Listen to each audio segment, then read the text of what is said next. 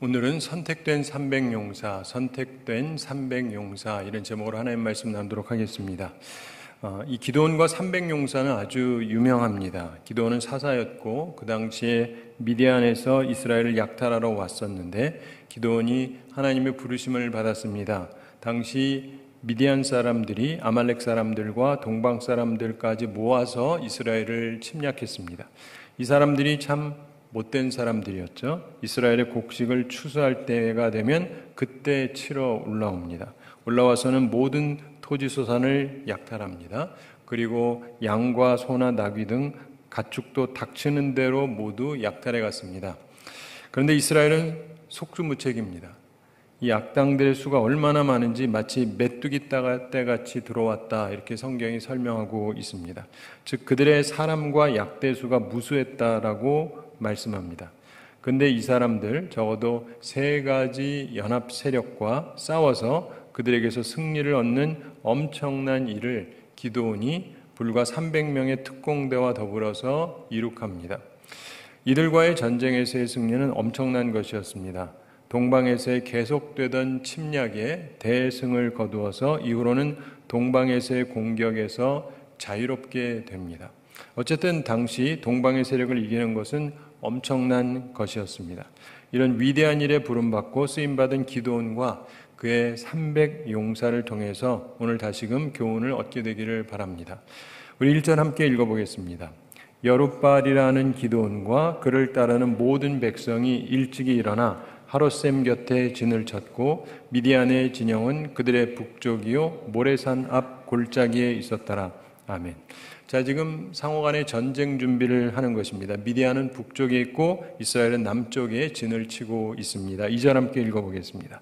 여호와께서 기드온에게 이르시되 너를 따르는 백성이 너무 많은즉 내가 그들의 손에 미디안 사람을 넘겨주지 아니하리니 이는 이스라엘이 나를 거슬러 스스로 자랑하기를 내 손이 나를 구원하였다 할까 함이니라. 아멘. 하나님께서 기드온에게 말씀하시는데 기드온을 따르는 백성이 너무 많다라고 말씀을 하십니다. 하나님이 그렇게 말씀하시는데 지금 32,000명이 모였습니다. 32,000명 얼핏 생각하면 많죠. 많죠. 그런데 상대가 얼마냐를 생각을 하면 이 상대적으로 생각해야 되니까 우리는 32,000, 저쪽은 13만 5천이에요. 13만 5천. 저쪽에 비해서 우리가 모인 사람이 4분의 1이 안 됩니다. 저쪽에 우리보다 4배 이상이 많아요. 그러면 이게 많다고 하기는 곤란하지 않습니까? 그런데 하나님은 많다라고 말씀을 하십니다. 그러면서 이대로 승리하면 이스라엘이 나를 거슬러 스스로 자랑할 것이다. 이렇게 하나님께서 말씀하십니다. 하나님이 주신 승리가 아니라 우리 힘으로 이겼다. 이렇게 얘기할 거라는 거죠. 왜냐하면 한 4명까지는 내 힘으로 할 수도 있잖아요. 좀 잘 싸우는 사람은. 그래서 하나님께서 이것도 많다라고 이야기를 하십니다. 자, 하나님의 생각은 우리하고 참 다르다는 걸 느끼게 됩니다. 우리는 항상 그런데요. 뭘 할 때 내 편은 많을수록 좋죠. 그렇죠. 많을수록 좋습니다. 확연하거든요. 근데 하나님께서 너무 많다. 우리 수가 훨씬 적은데 여러분에게 그 말씀이 어떤 느낌인지 모르겠지만 전 살면 살수록 느끼는 것은 참 하나님은 우리랑 생각이 너무 다르시다. 여러분 세상 가서 책 보시고 뭐 사람들 유명한 사람들 대화하는 거랑 다 보세요. 이 세상에서 성공하려면 내 편이 많아야 돼요. 인맥을 쌓아야 됩니다. 제가 말하는 게 제 말이 아니라 사람들이 다 그렇게 말한다 이 말이에요. 그렇죠. 이 기왕이면 좀 알아야죠. 뭐 이 사람 저 사람 알고 정치계도 뭐 재계에도 그렇고 이 사람 저 사람 많이 알면 그게 힘이 되잖아요. 근데 하나님께서 너무 많다. 사실 별로 많지도 않은데 이렇게 말씀하시는 걸 보면서 하나님의 시각하고 우리의 시각은 굉장히 차이가 있다는 걸 다시금 보게 됩니다. 우리는 무엇을 할 때 일단 많아야 되고 내 편이 일단 많아야 되고 내가 움직일 수 있는 사람이 많아야 된다라고 우리는 지금도 생각해요. 기도원 얘기 다 알면서도. 그건 목사님들도 다 똑같습니다. 저도 목사지만 기왕이면 교인이 많아야죠. 오해하지 마세요. 구원받은 사람이 많아져야 된다는 건 맞지만 어떤 주님의 일을 하는 데 있어서 꼭 사람이 많아야 되는 거는 약간 별개의 문제예요. 그럼에도 불구하고 우리는 일단 사람이 많아야 마음이 편안한 게 사실이에요. 그런데 하나님께서는 전혀 다른 얘기를 하십니다. 오늘 본문에서 하나님께서 쓰시는 사람이 되려면 세 가지 중요한 자세를 가져야 된다는 것을 가르쳐 주십니다. 그 첫째가 뭐냐면 하나님 중심이에요. 하나님 중심.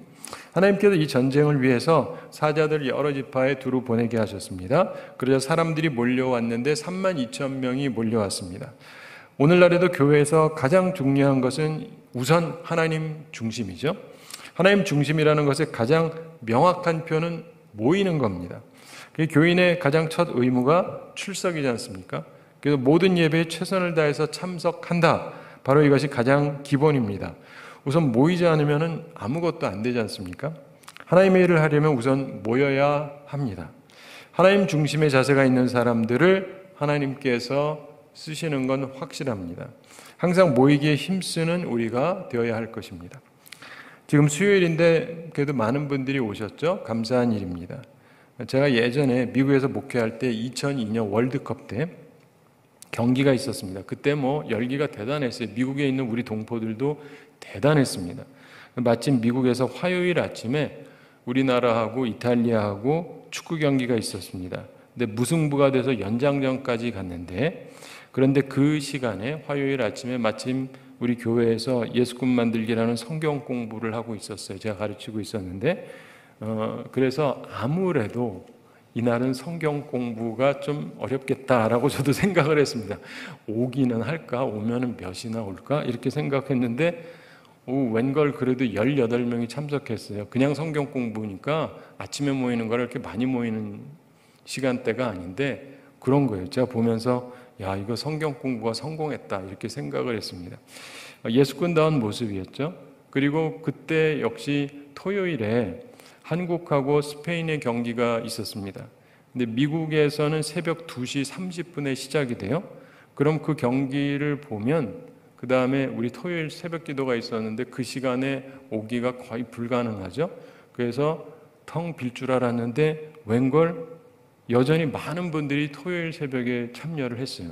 제가 그거 보면서 참 좋은 모습을 가지고 있다 이렇게 생각을 했습니다. 일단 이게 가장 기초적인 것입니다. 하나님 중심으로 모여야 돼요. 그런데 숫자로 뭐가 되는 게 아니라고 하나님이 말씀하는 거예요.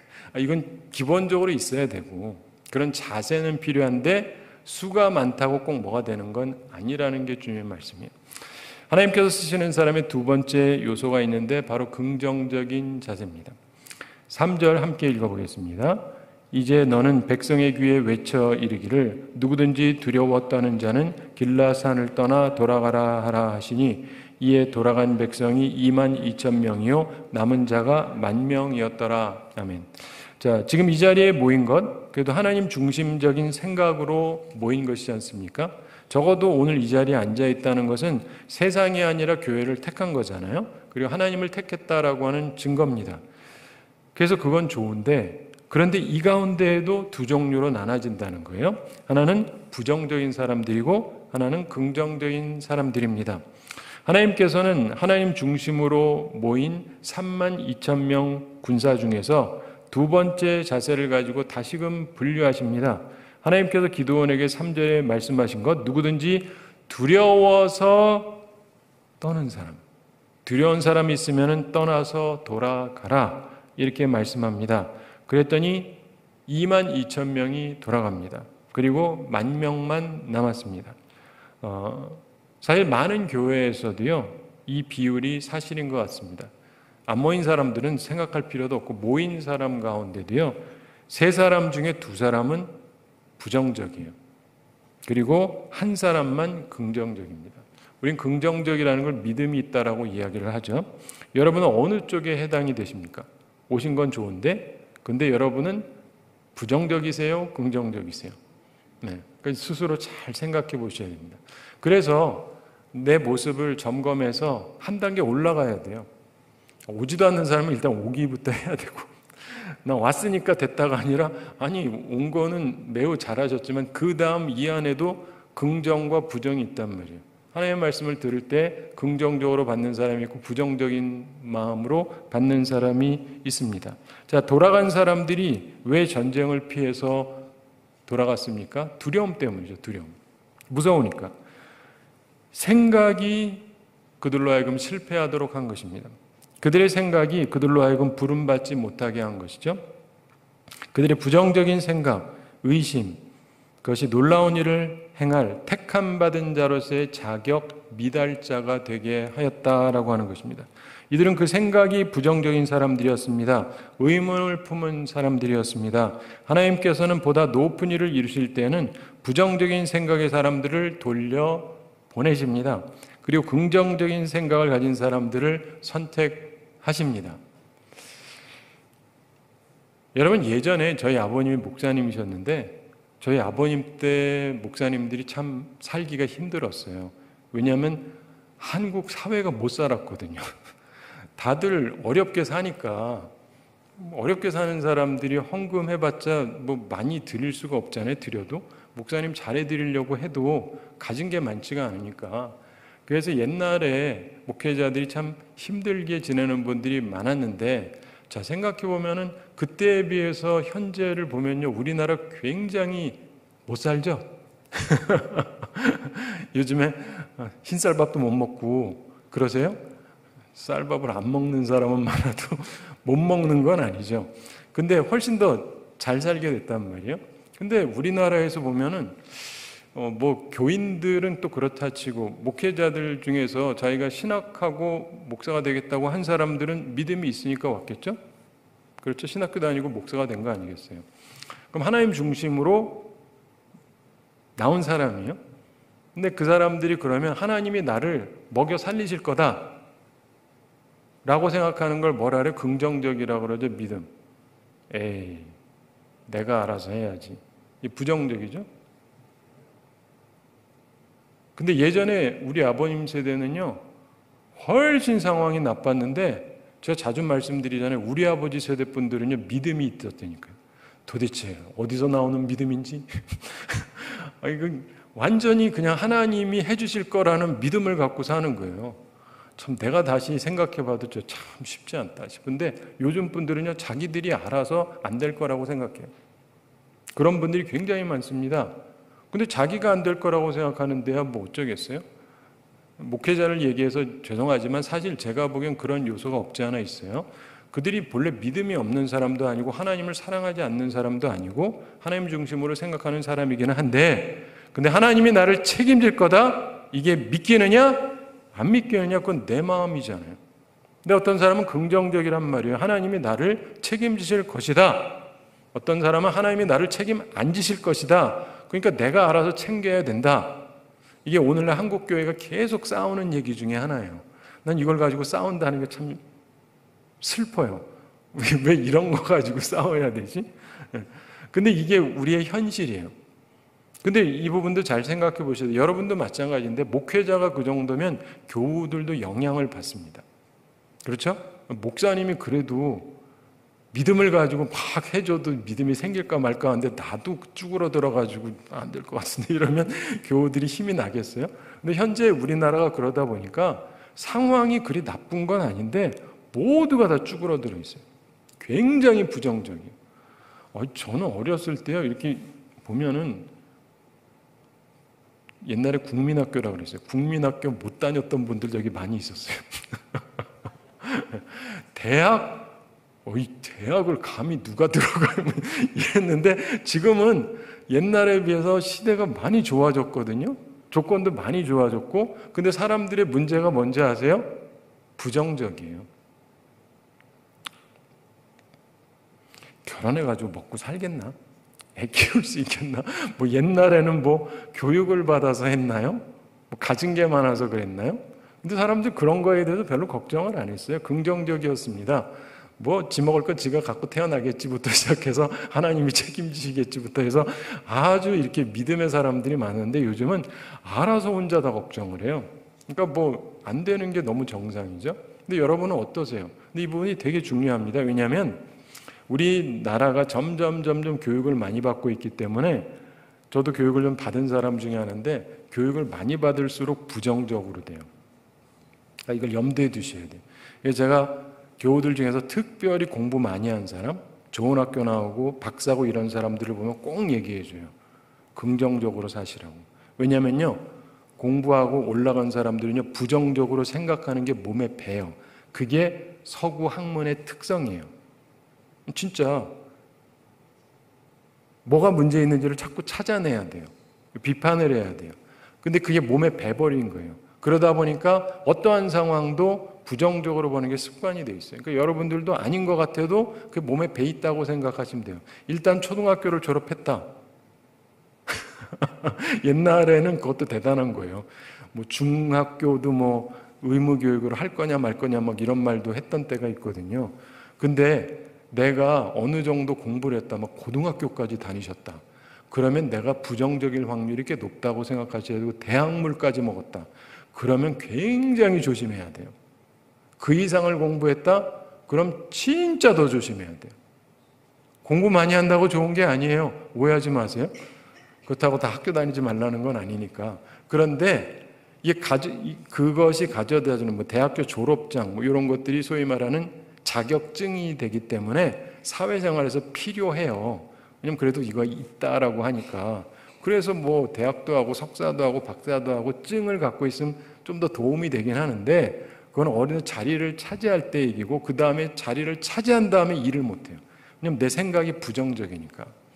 그래서 자꾸 무조건 어떻게든 공부 많이 해서 학위를 무조건 따겠다, 이거는요 죽기로 작정을 하는 거예요. 그게 꼭 그래야 되면 해야 돼요. 그게 내 사명이면. 그렇지 않으면 굉장히 조심을 해야 됩니다. 제가 지금 하는 말을 여러분이 염두에 잘 두셔야 돼요. 그래서 우리 애를 어떻게든 공부를 좀 더 시켜서 이렇게 하면 좋을 것이다, 그건 여러분의 착각이고, 그게 그렇지가 않아요. 제가 웃으면서 하는 말이 있는데, 미국 사람들은 웃으면서 해요. 미국에서 성공한 최고의 부자들이 다 누군지 아세요? 대학 졸업 못한 사람. 마이크로소프트라고 들어보셨어요? 빌 게이츠라는 사람. 이 사람이 하버드를 갔거든요. 졸업 안 했어요. 중간에 나와버립니다. 그리고는 사업을 해요. 그리고 성공을 하죠. 그 사람은 나이가 꽤 든 사람이고, 요즘 젊은 사람 중에 그 페이스북이라고 들어보셨는지 모르겠는데 저커버그라고 하는 사람, 이 사람도 하버드를 다녔어요. 다녔지 졸업은 못했어요. 졸업 안 했어요. 그래서 우리가 하는 말이 있어요. 졸업한 사람들은 다 별 볼 일 없고 졸업 안 한 사람들이 오히려 제일 잘 산다. 왜냐하면 틀에 매여져 있지 않거든요. 틀에 매여져 있기 때문에. 똑똑하지 않은데 됐다는 게 아니라 자신의 탁월함이 어떤 틀 안에 매여져 있잖아요. 사람들이 힘을 발휘하지 못해요. 제가 지금 신학교에서 설교학 박사과정을 좀 공부하고 있는데, 거기 어떤 목사님인데, 부목사님인데 설교 꽤 잘하세요. 근데 1년 지나면서 조금 떨어지는 것 같아요. 그래서 내가 그랬어요. 목사님, 여기서 배우는 건 참조만 하고 이대로 하지 마세요. 그럼 목사님 망합니다. 제가 되게 희한한 말 하죠. 근데 이분이 그러면서, 여기 가르치는 건 여기 내용이고 이게 진짜 반짝이는 걸 활용해야 되는데, 목사님은 그냥 그게 있는데 그거를 죽여버리면 목사님 나중에 목회 성공 못합니다. 그래서 학위가 있는 사람들이 꼭 잘하는 건 아니에요. 학위 있고도 잘하는 사람도 있지만 극히 드뭅니다. 자기가 그걸 극복을 해야 되거든요. 그래서 여러분들이 기억하셔야 돼요. 나는 긍정적인가 부정적인가, 긍정적인가 부정적인가. 항상 그래서 제가 믿음이 있느냐 없느냐라고 말하지 않고 긍정적이냐 부정적이냐를 얘기해요. 우린 다 자기가 믿음이 있다고 생각하거든요. 그렇지만 부정적이다. 근데 부정적인 건 믿음이 아니에요. 스스로를 잘 돌이켜 보셔야 됩니다. 우리들의 인생을 살아가면서 과연 나는 어떤 사람인가? 지금 여러분들은 일단 하나님 중심의 자세를 어느 정도는 가졌기 때문에 그 다음 단계로 반드시 넘어가야 되는데, 거기에 대해서 긍정적이냐 부정적이냐, 여기서 긍정적 부정적이라고 하는 건 그냥 내가 하면 다 된다 뭐 이런 얘기가 아니라 하나님의 뜻을 이루는 게 가능하냐 하는 거예요. 내가 이거 하다가 손해볼 수 있는데, 근데 거기에서 겁을 먹느냐 겁 안 먹느냐 이거예요. 하나님이 나한테 힘 주셔서 내가 할 수 있다라고 생각하느냐 이거예요. 그리고 세 번째, 하나님께서 쓰시는 사람의 세 번째 요소는 철저한 사명감입니다. 긍정적인 사람이면 다 되느냐? 아닙니다. 물론 긍정적인 사람이 먼저 돼야 돼요. 믿음이 있으셔야 돼요. 그러나 하나님께서 그 중에서도 세 번째 요소를 가지고 분류하셨습니다. 철저한 사명감을 가진 사람과 그렇지 않은 사람으로 분류하셨어요. 그러니까 여러분도 내가 그 속에 들어가는지를 잘 고민하고 생각해 보셔야 돼요. 근데 이 사람들을 나눌 때는 그 차이가 굉장히 크게 납니다. 자, 긍정과 부정은 한 2대1 정도인데 사명의식을 가졌느냐? 그런데 긍정적인 믿음을 가진 사람들 가운데서 나누는데도 여기서는 엄청나게 차이가 나요. 엄청나게 차이가 나요. 자그마치 97%의 사람들이 이 세 번째 자세에서 불합격을 해요. 다시 말해서 우리 가운데 긍정적인 사고가 있어요. 믿음이 있어요. 그런 사람들 가운데도 97%는 그 다음 단계 불합격이에요. 굉장히 이 부분은 가볍게 볼 게 아닙니다. 10명 중에 9명 이상이 그냥 불합격하는 거예요. 보통 교회 잘 안 다니는 사람은 칠 것도 없고, 교회 잘 다니는 사람 가운데도 긍정적이어야 되고, 그 긍정적인 사람 가운데도 10에 9은 여기 못 들어가요. 불과 3%의 사람만이 이런 자세를 갖고 있다는 게 오늘 성경이 말씀해 주는 거죠. 4절 말씀 함께 읽어보겠습니다. 여호와께서 또 기드온에게 이르시되 백성이 아직도 많으니 그들을 인도하여 물가로 내려가라. 거기서 내가 너를 위하여 그들을 시험하리라. 내가 누구를 가리켜 내게 이르기를 이 사람이 너와 함께 가리라 하면 그는 너와 함께 갈 것이요 내가 누구를 가리켜 내게 이르기를 이 사람은 너와 함께 가지 말 것이라 하면 그는 가지 말 것이니라 하신지라. 아멘. 자, 하나님께서 시험을 하시겠다, 테스트 하시겠다라고 말씀하십니다. 긍정적인 사람들 가운데도 분류를 하겠다는 거예요. 긍정적이고 믿음 있으면 다 되는 거 아니에요? 우리 흔히 듣는 게 그거 아닙니까? 전 어려서부터 배우던 건 그거예요. 하나님 중심이고 긍정적이고 믿음 있으면 다 됩니다. 끝! 근데 제가 보니까 성경은 그게 아니에요. 그 가운데도 97%는 진짜 중요한 걸 못해요. 하나님 중심으로 살아요. 교회 출석도 잘하고 믿음도 있어요. 긍정적이에요. 아멘도 잘하고. 그런데 3%만 하나님이 특별히 쓰는 사람이 돼요. 그렇기 때문에 이 부분을 잘 생각을 해야 됩니다. 5절 함께 읽어보겠습니다.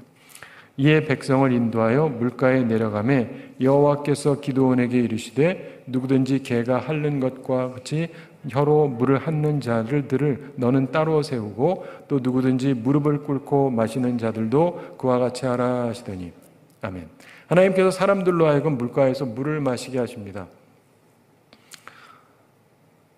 자, 10,000명 전체를 한꺼번에 마시게 하진 않았겠죠? 이렇게 몇 명씩 이렇게 했겠죠? 그러면서 손으로 움켜 입에 대고 핥는 자, 그리고 무릎을 꿇고 마시는 자를 따로 세우라고 하셨습니다. 저는 어렸을 때 도대체 이게 무슨 차이인지 이해하기가 어려웠습니다. 근데 알고 보니까 간단한 테스트인데 이들이 지금 아직 싸우지는 않았지만 사실상 전쟁 중이지 않습니까? 근데 무릎을 꿇고 마시면 갑작스러운 공격이 있을 때 무방비 상태가 됩니다. 하나님께서는 목말라서 물을 마실 때조차도 자신의 본연의 자세를 한시도 잊지 않는 사람들을 뽑으셨던 것입니다. 그것은 긍정적인 것이 모든 게 아니라는 것을 가르쳐 줍니다. 제가 아는 어떤 장로님이 계셨어요. 이분이 외과 의사셨는데 훌륭한 분이었습니다. 이분이 또 아버님도 그렇고 의사 집안인데 이분에게 자녀가 5 있어요. 5이 전부 의사예요. 맏아들은 서울대 의대 나왔고 그러면서 집안이 대단해요. 근데 이분이 자녀들한테 가르친 게 있습니다. 이건 절대 하지 말라, 의사니까. 뭐 하지 말라 그랬을까요? 골프 치지 마라. 골프 치지 마라. 들어보셨어요? 못 들어보셨죠? 근데 이분이 골프 치지 말래요. 걔네 미국인데 다 미국이거든요. 근데 골프 절대 치지 마라. 골프는 절대 치면 안 된다. 그래서 왜 그럽니까? 그랬더니 이 골프를 치는 사람은 치다가 응급전화가 오잖아요. 지금 치고 있기 때문에 계속 친대요. 달려가야 되잖아요. 지금 골든타임이 있기 때문에 빨리 달려가야 되는데 이 골프에 미치면은 의사들도 그런다는 게 지금 한참 중요한 때인데 이거 놓고 갈 수는 없잖아요. 그리고 게임이거나 뭐 이런 경우는 이거 그럼 내가 지는 거니까 그래서 탈나는 경우들이 많대요. 저한테 이런 얘기를 해준 분은 그분 한 분밖에 없었습니다. 그래서 그 자녀들이 아들, 딸들 다 있는데 미국 내에서랑 굉장히 유명한 의사들인데 아무도 골프를 안 쳐요. 잘 살아요. 잘 사는데 골프는 손도 안 댑니다. 이 얘기는 뭐예요? 자기의 사명감에 충실하겠다는 거예요. 맞죠? 좀 치면 어때요? 남들도 다 치는데. 게다가 돈 있는 사람들 다 치는데 당연히 쳐야 되는 거 아니에요? 그래도 안 친다. 왜? 사명감 때문에. 그러니까 그 집안에 그 자녀들이 다 대단한 사람들이에요. 이유는 간단해요. 사명감에 충실하다. 자, 기드온이 하나님 말씀대로 순종을 합니다. 그런데 결과가 사실은 심각했어요. 6절 함께 읽어보겠습니다. 손으로 움켜 입에 대고 핥는 자의 수는 300명이요 그 외의 백성은 다 무릎을 꿇고 물을 마신지라. 아멘. 충격적인 결과인데 손으로 움켜 입에 대고 핥는 자. 하나님이 뽑은 사람은 불과 300명밖에 없었다는 것입니다. 긍정적인 사람들 가운데서도 자신의 본연의 자세를 잃지 않는 사람. 목회자가 있다. 정말 하나님 중심이다. 정말 믿음도 훌륭하다. 그런데 어떠한 경우에도 내가 목사라는 걸 잊지 않는 사람은 그리 많지 않아요. 여러분도 마찬가지일 거예요. 내가 하나님 앞에서 하나님 중심으로 살고 내가 믿음을 가지고 살아가도 어떠한 경우에도 내가 누군지를 잊지 않는가. 그런 사람은 극히 드뭅니다. 철저한 사명감 가진 사람이 마지막에 남았는데 문제는 너무 수가 적어요. 32,000명이 왔는데 99% 이상을 잘라버리고 300명 가지고 뭘 합니까? 근데 하나님께서 이제 다시금 기드온에게 말씀하십니다. 7절 함께 읽어보겠습니다. 여호와께서 기드온에게 이르시되 내가 이 물을 핫아 먹은 300명으로 너희를 구원하며 미디안을 내 손에 넘겨주리니 남은 백성은 각각 자기의 처소로 돌아갈 것이니라 하시니. 아멘.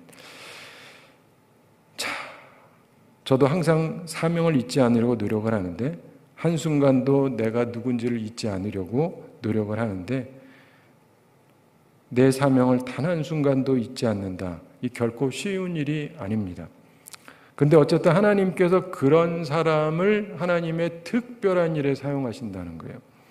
하나님 중심의 사람들이요, 그래도 보면 있어요. 32,000명 모이는 것처럼 그래도 하나님 중심으로 사는 사람들이 꽤 됩니다. 그리고 하나님 중심이면서 부정적이지 않고 긍정적이고 믿음을 가지고 사는 사람들도 찾아보면 그래도 많이 있어요.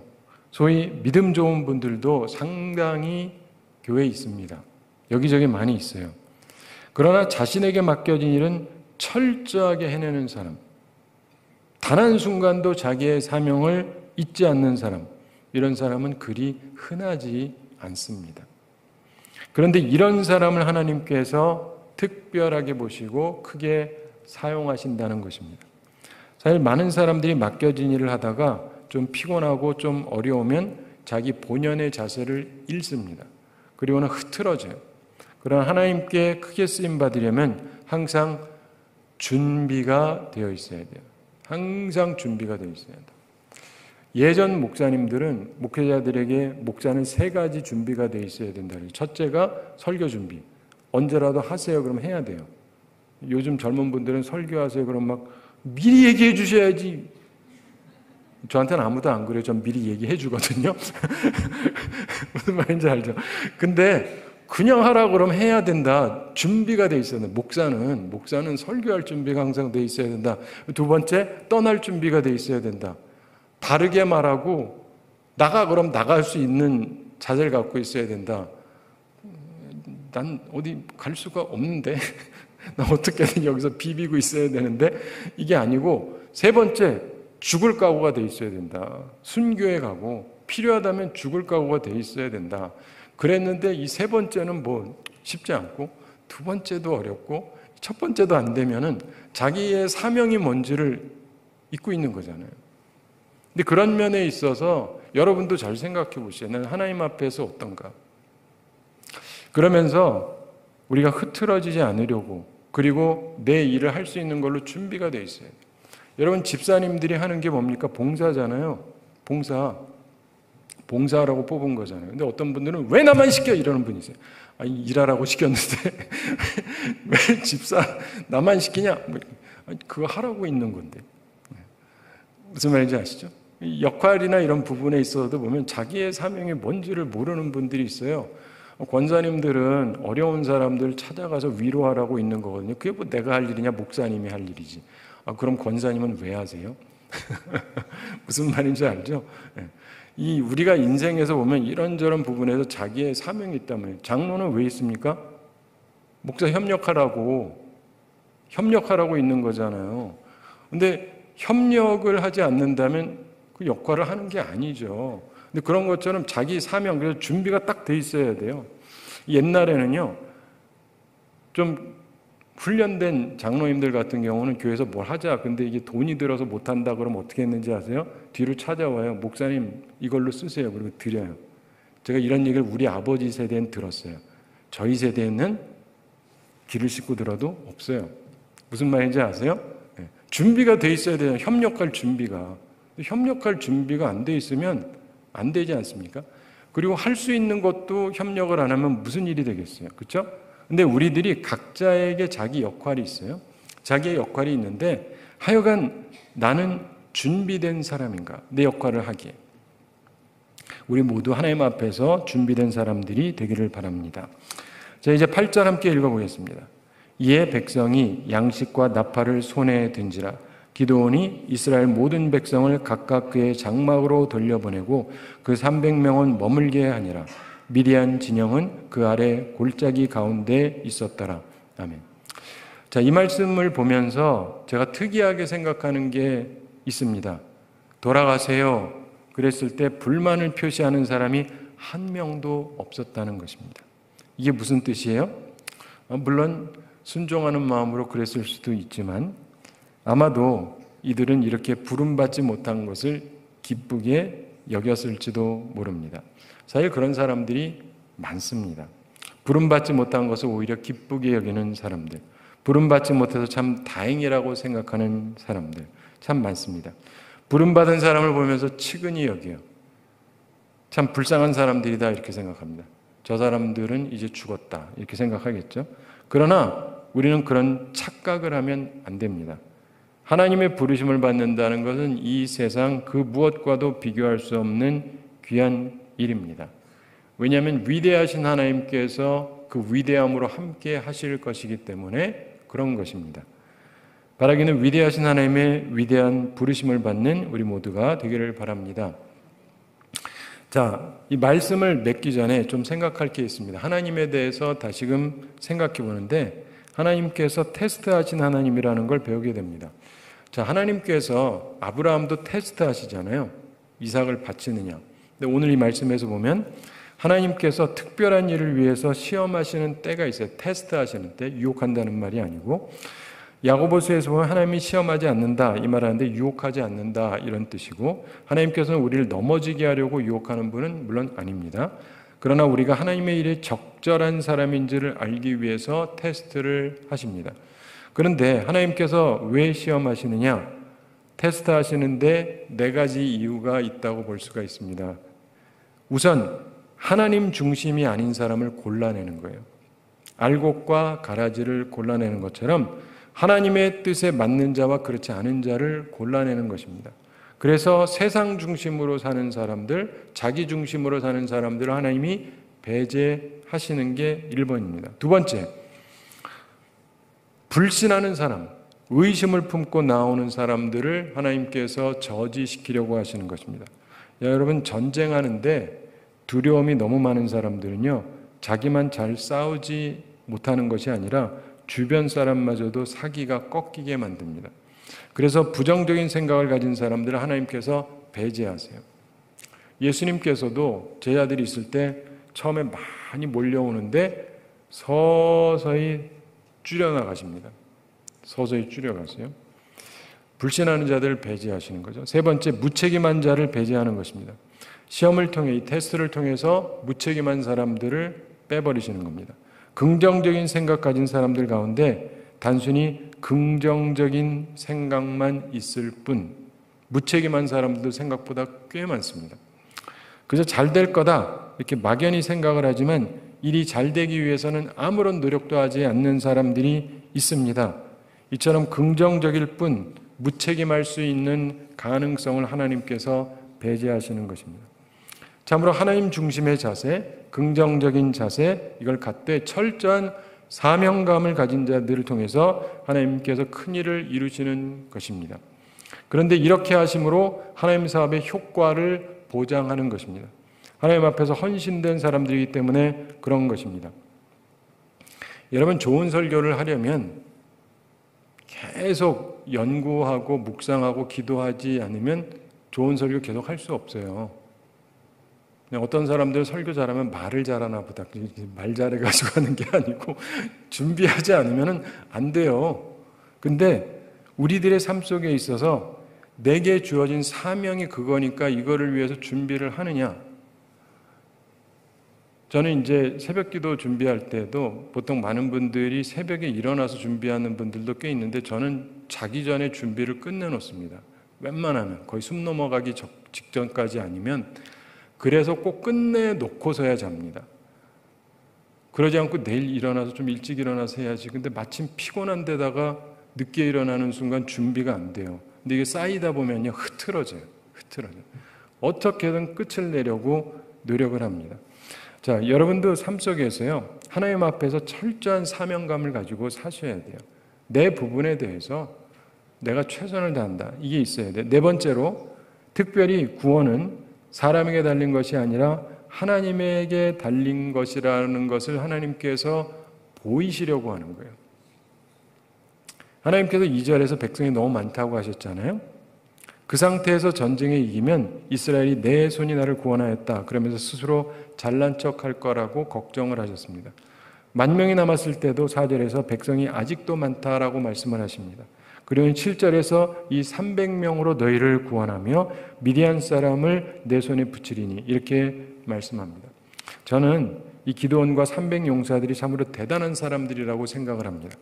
지도자 입장에서 많은 수를 데리고 싸워도 힘든데 그래도 겁이 나는 상대인데 상대는 원체 많으니까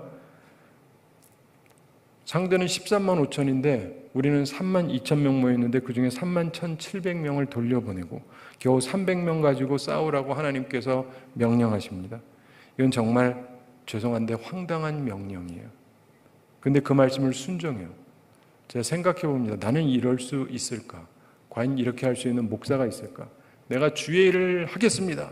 주님께서 3만 2천 명의 성도를 모아주셨어요. 근데 주님이 너무 많다. 그래서 2만 2천 명을 떨어버리고 10,000명으로 줄였어요.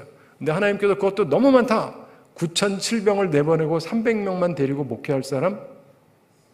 많겠죠? 무슨 말인지 아시죠? 이건 지금 싸우는 것도 아닌데 할 수는 있는데 사실 거의 생각하기가 어려워요. 지금 싸워야 되는데. 근데 그걸 하잖아요. 근데 보면서 와, 대단한 사람이다. 어떻게 저럴 수가 있을까? 저에게도 되게 매우 도전이 되는데 우리야 결말을 아니까 쉽게 생각하죠. 300명으로도 이길 수 있다고는 답이 나왔으니까 아는 거고 하나님 말씀을 과연 이런 상태에서 순종할 수 있는가? 그런데 그가 순종을 해요. 그리고 그와 함께 남은 300용사도 마찬가지예요. 참 이 사람들도 대단한 사람들이에요.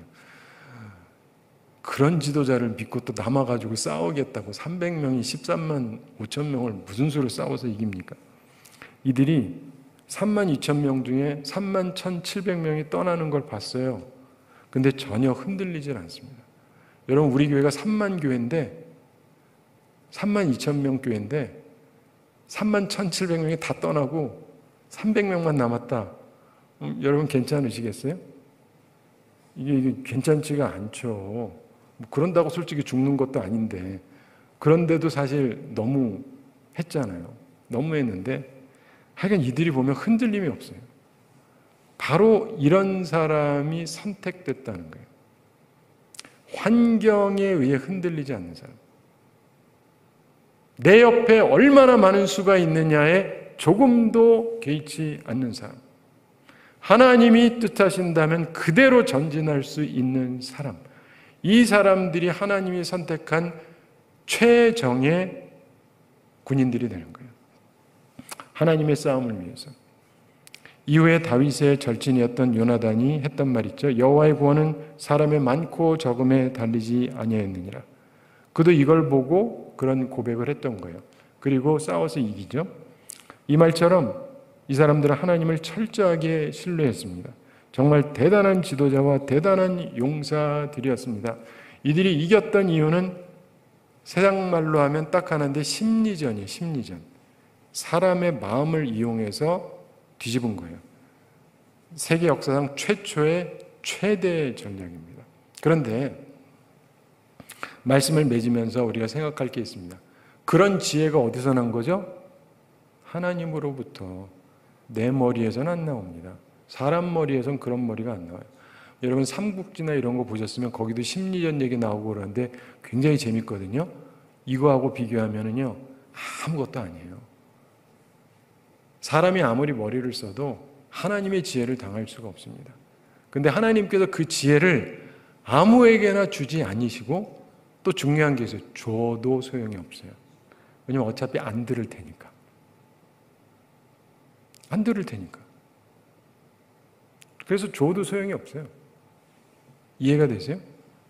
그렇기 때문에 하나님으로부터 그런 지혜를 받고 싶다면, 그리고 그런 지혜를 받고 이게 활용되기를 원한다면 내 마음이 준비가 돼야 돼요. 사랑하는 성도 여러분, 오늘도 잘 아는 말씀이고 제가 이 부분으로 여러 번 말씀드린 적이 있는데 다시 들었다는 것도 은혜입니다. 근데 이걸 가지고 여러분을 좀 더 훌륭한 주의 사람이 되려고 작정을 하셔야 돼요. 그리고 난 그래도 하나님 중심이니까, 믿음이 있으니까 이걸로 괜찮다고 생각을 하지 마시고 나는 철저한 사명감을 가지고 주의를 하는 사람이 되겠다. 이런 사람을 하나님께서 쓰시는 거예요. 바라기는 이 말씀을 기억하면서 하나님의 은혜 가운데 거하며 살아가는 우리 모두가 되기를 바랍니다. 우리 함께 기도하겠습니다. 사랑의 하나님 아버지, 우리를 사랑하시고 오늘도 저희들의 귀한 말씀 주심을 감사드립니다.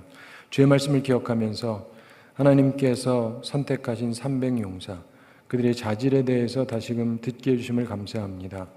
우리들의 모습을 돌이켜보게 해주시고 우리들의 부족한 부분을 온전하게 채울 수 있도록 주께서 우리들을 도와주시옵소서.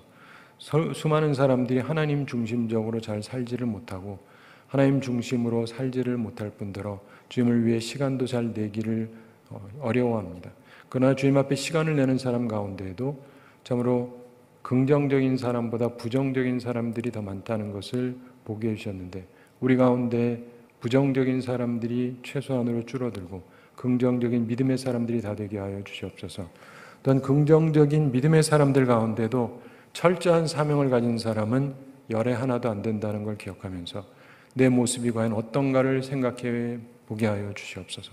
나는 하나님이 쓰시기에 합당하게 철저하게 준비된 사람인지 돌이켜보게 해주시고 주님 앞에 쓰임받을 수 있는 주의 사람들이 다 되게 하여 주시옵소서. 주님, 우리들은 심히 부족하오니 이 시간에도 주의 성령으로 우리들을 도와주시고 우리 가운데 옥토와 같은 마음으로 주의 말씀을 받아서 30배, 60배, 100배 결실을 맺는 주의 사람들이 많을 수 있도록 축복해 주시옵소서. 감사드리며 예수님의 이름으로 기도드리옵나이다. 아멘.